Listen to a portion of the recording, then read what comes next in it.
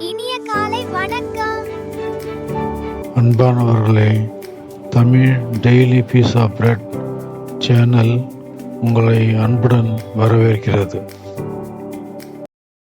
ஜீவ அப்பொப்டானே, என்னிடத்தின் வருகிறவன் ஒரு காலம் பசியடையான், என்னிடத்தில் விசுவாசமாயிருக்கிறவன் ஒரு காலம் தியாகமடையான்.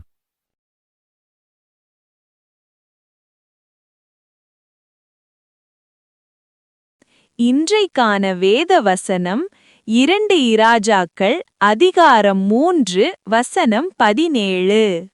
நீங்கள் காற்றையும் காணமாட்டீர்கள், மழையையும் காணமாட்டீர்கள், ஆனாலும் நீங்களும் உங்கள் ஆடு மாடுகளும் உங்கள் மிருக ஜீவன்களும் குடிக்கும்படிக்கு இந்த பள்ளத்தாக்கு தண்ணீரால் நிரப்பப்படுமென்று கர்த்தர் சொல்கிறார்.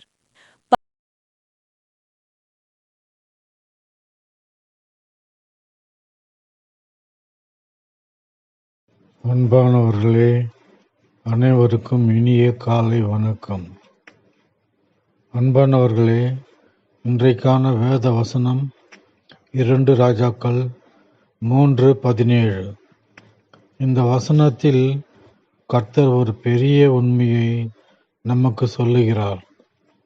நீங்கள் காற்றையும் காண மாட்டீர்கள், மழையையும் காண மாட்டீர்கள், ஆனாலும் இந்த பள்ளத்தாக்கு தண்ணீரால் நிரப்பப்படும் என்று தேவன் கூறுகிறார். இதன் அர்த்தம் என்ன? சில நேரங்களில் தேவன் செய்கிற காரியங்கள் நமக்கு கண்களுக்கு தெரியாமல் இருக்கலாம். நாம் எதிர்பார்த்த வழியில் உதவி வராமல் இருக்கலாம். ஆனால் தேவன் அமைதியாக நமக்காக வேலை செய்து கொண்டிருக்கிறார். அந்த நாட்களில் இஸ்ரவேல் ஜனங்கள் தண்ணீர் இல்லாமல் துன்பப்பட்டார்கள்.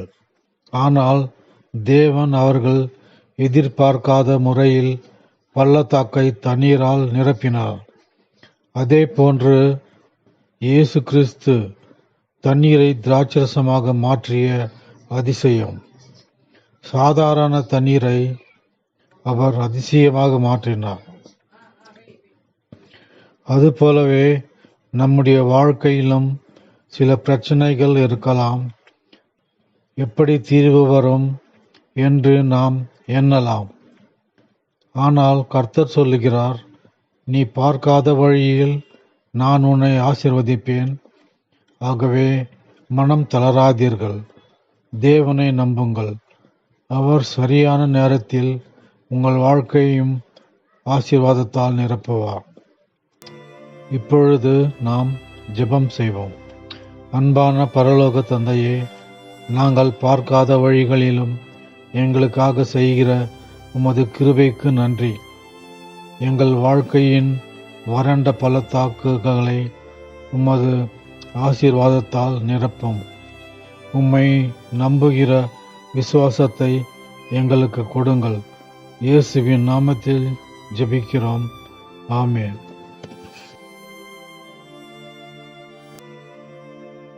உங்களுக்கு கிருபையும் சமாதானமும் உண்டாவதாக.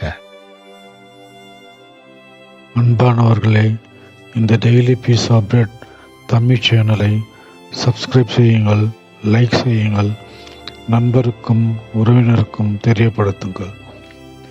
மீண்டும் நாளை சந்திப்போம். நன்றி, வணக்கம்.